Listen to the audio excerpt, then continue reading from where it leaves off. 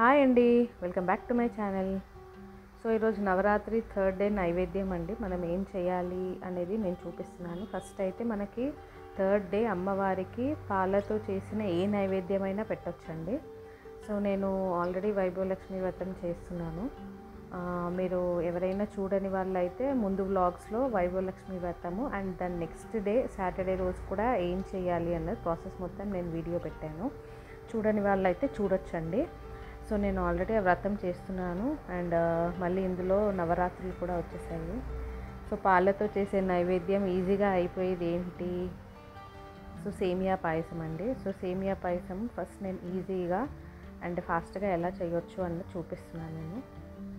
So నాకు మార్నింగే కలశం కదిలించడం ఆ పనులన్నీ ఉన్నాయి వైభవలక్ష్మి వ్రతండి.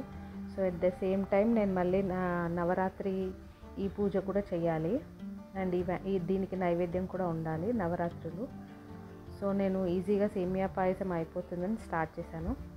సో ఫస్ట్ అయితే మనం రెసిపీలోకి వెళ్ళిపోదామండి. అండ్ దీనికి ఫస్ట్ నేను కొంచెం నెయ్యి వేసుకొని డ్రై ఫ్రూట్స్ అయితే ఫ్రై చేసుకున్నాను. డ్రై ఫ్రూట్స్ ఫ్రై చేసుకొని పక్కన పెట్టుకున్న తర్వాత అందులో ఆల్రెడీ కొంచెం నెయ్యి ఉంటుంది కాబట్టి నేను అదే దాంట్లో ఒక 1/2 కప్ సేమియా ఫ్రై చేస్తున్నాను. సో ఇది ఆల్మోస్ట్ ఇలా గోల్డెన్ కలర్లో వచ్చే వరకు ఫ్రై చేయండి.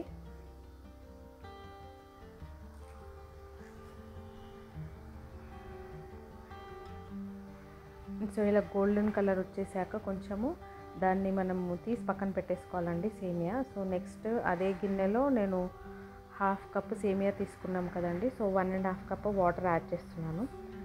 సో వాటర్ బాయిల్ అయిన తర్వాత మనం ఫ్రై చేసిన సేమియా ఇందులో వేసి బాయిల్ చేయాలి. సో మనకి ఇలా సేమియా అంతా బాగా ఉడికిపోయి మెత్తగా అయిపోవాలండి.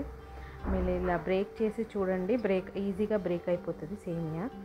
సో అలా బ్రేక్ అయ్యే వరకు బాయిల్ చేసి బ్రేక్ అయిన తర్వాత అప్పుడు కొంచెం సిమ్లో పెట్టేసుకొని అండ్ ఈ వాటర్ అంతా కూడా మనకి ఎవాపరేట్ అయిపోతాయి.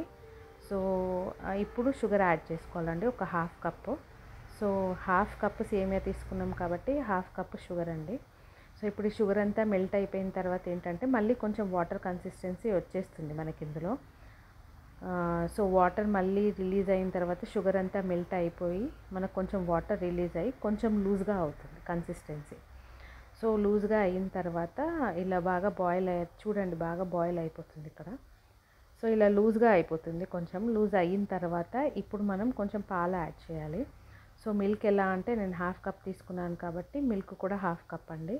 1/2 కప్ మిల్క్ యాడ్ చేసి ఒకసారి మిక్స్ చేసేసి ఒక 2 మినిట్స్ సిమ్లో పెట్టి బాయిల్ అవ్వనివ్వండి. అంటే మనకి పాలు అంతా అలా సేమియాకి మంచిగా అబ్జర్వ్ చేసుకోవాలన్నమాట.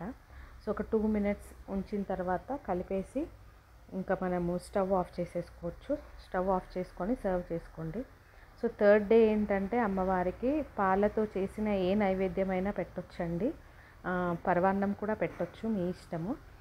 బట్ నేను ఇది ఈజీగా అయిపోతుంది, నాకు వైభవలక్ష్మిది కలశం కదిలించడం కూడా ఉంది కాబట్టి నేను ఇది ఈజీగా అయిపోతుందని చేశాను.